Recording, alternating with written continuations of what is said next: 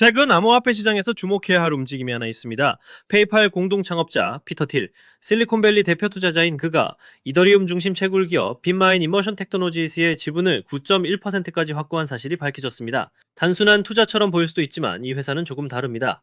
빈마인 이머션은 이더리움을 단순히 채굴하는 걸 넘어 아예 기업 자산으로 장기 보유하겠다, 즉 이더리움을 기업 금고에 담겠다는 전략을 선언한 회사입니다.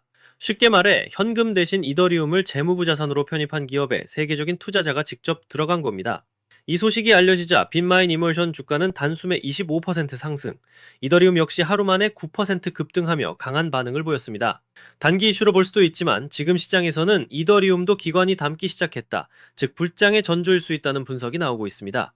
이번 영상에서는 이 투자 배경과 이더리움의 구조적 상승 신호, 그리고 지금 투자자들이 주목해야 할 포인트들을 알기 쉽게 정리해드리겠습니다.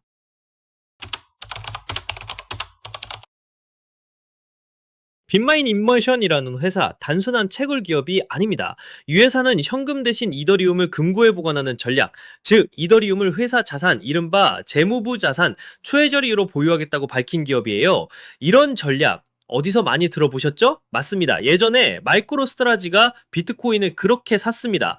그 기업이 비트코인을 엄청나게 사 모으자 다른 기업들도 따라 붙으면서 비트코인 가격이 폭등했던 그 시기 기억나시죠? 이번엔 그 흐름이 이더리움으로 번지고 있다는 겁니다. 빈마인 인머션은 최근 무려 2억 5천만 달러, 우리 돈 약 3,200억 원 규모의 자금을 조달해서 이더리움을 장기 보유하겠다고 밝혔습니다. 지금 이 회사가 보유 중인 이더리움은 약 16만 3천 개, 시가로 따지면 5억 달러가 넘는 규모입니다. 이 정도면 단순한 투자를 넘어서 아예 이더리움을 믿고 기업 자산으로 끌어안는 수준이죠. 그리고 빈마인처럼 최근 몇몇 중소기업들도 이더리움을 자산에 편입하기 시작했습니다. 이런 움직임은 시장 전반에 확산될 수 있고 결국 기관 투자자들까지 본격적으로 이더리움을 바라보게 만들 수 있습니다. 실제로 이더리움 가격은 최근 3개월 동안 거의 2배 가까이 올랐고 그 배경엔 바로 이런 기업 중심의 장기 보유 흐름이 깔려 있었던 겁니다. 정리하면 이건 단순한 가격 상승이 아니라 큰손 투자자들과 기업들이 이더리움을 신뢰 자산으로 보기 시작했다는 신호고요. 그 흐름의 시작점에 피터 틸이 있었다는 건 굉장히 상징적인 장면입니다.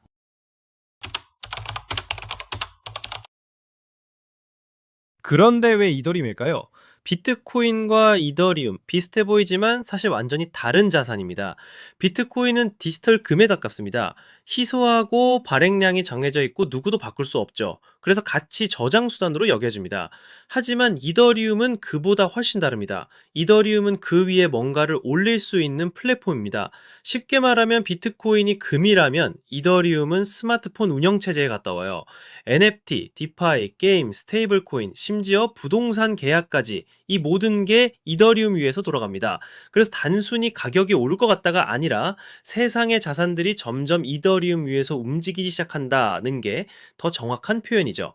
최근 미국에서는 지니어스 액트라는 법안이 통과를 앞두고 있습니다. 스테이블 코인, 즉 달러와 1대1로 연동된 코인을 연방 정부가 정식 규제하겠다는 법이죠. 그런데 이 스테이블 코인들 USDC, PYUSD, GHO 다 어디서 발행되냐고요? 바로 이더리움 위에서입니다. 즉 지니어스 액트가 통과되면 미국 정부의 금융 인프라와 이더리움 네트워크가 사실상 연결되는 구조가 생깁니다. 그리고 요즘 월가에서는 토큰화가 가장 뜨거운 키워드입니다. 주식, 채권, 부동산, 예금까지 모든 실물 자산을 블록체인에 올리고 토큰 형태로 쪼개서 거래하는 방식이죠. 이 토큰화를 실현할 블록체인 인프라의 90% 이상 블랙록, 시티, HSBC, 골드만삭스, 전통 금융기관들이 이더리움 기반 토큰화 플랫폼을 구축 중입니다. 이건 단순한 코인 투자가 아니라 미래 금융의 표준이 이더리움이 될 수도 있다는 이야기예요. 결론은 이겁니다. 비트코인은 쌓아두는 자산입니다. 이더리움은 움직이는 자산이고 이제는 금융의 기반이 되어가고 있습니다. 이더리움 위에서 자산이 유통되고 이더리움 위에서 계약이 체결되고 이더리움 위에서 스테이블 코인이 발행되고 있습니다. 피터 틸 같은 인물이 이더리움 중심 기업에 투자하는 것도 그 흐름의 일부에 지나지 않죠. 앞으로 5년, 10년 안에 우리가 쓰는 자산의 절반 이상이 이더리움 위에서 유통될지도 모릅니다. 그 시작점이 지금일 수 있습니다.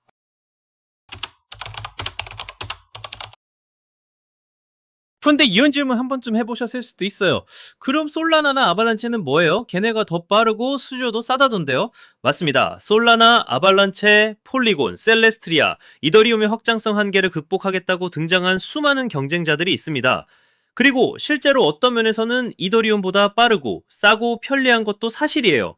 하지만 그럼에도 불구하고 지금 이 순간에도 전 세계 디파이, NFT, 스테이블 코인, 실물 자산 토큰화 대부분이 여전히 이더리움 위에서 돌아가고 있다는 사실, 그게 핵심입니다. 왜일까요? 첫째, 신뢰성입니다. 이더리움은 2015년부터 지금까지 수천억 달러 규모의 자산이 한 번도 멈추지 않고 돌아간 가장 오래 살아남은 스마트 컨트랙트 플랫폼입니다. 둘째, 탈중앙성과 보안성입니다. 이더리움은 전 세계 수천 개의 노드가 독립적으로 운영되는 구조고 검증자 수, 블럭 생산자 다양성, 지리적 분산성 모두에서 다른 레이어 1 체인들보다 월등히 앞서 있어요. 셋째, 생태계입니다. 에이브, 유니스왑, 메이커다오 같은 디파이의 핵심부터 USDC, 다이, PYUSD 같은 스테이블 코인, 그리고 오픈시, 블럴, 레이어 지로 같은 최신 트렌드들까지 모두 이더리움 또는 이더리움 호환 체인에서 작동 중입니다. 넷째, 레이어2 확장성입니다. 이더리움은 느리다는 말은 이제 옛말이에요. 지금은 옵티미즘, 아비트럼, 베이스 등과 같은 수많은 레이어2 솔루션이 붙어서 빠르고 저렴하게 처리하는 시대가 왔습니다. 그리고 중요한 건 이 레이어2들 역시 결국 이더리움 보안 위에 올라가 있다는 점이에요. 정리하자면 솔라나가 스포츠카라면 이더리움은 고속철도입니다. 조금 느릴 순 있지만 더 멀리 가고 더 많은 걸 실어 나를 수 있죠. 그리고 지금 이더리움은 속도까지 따라잡고 있습니다. 경쟁자는 많아졌지만 중심은 여전히 이더리움입니다.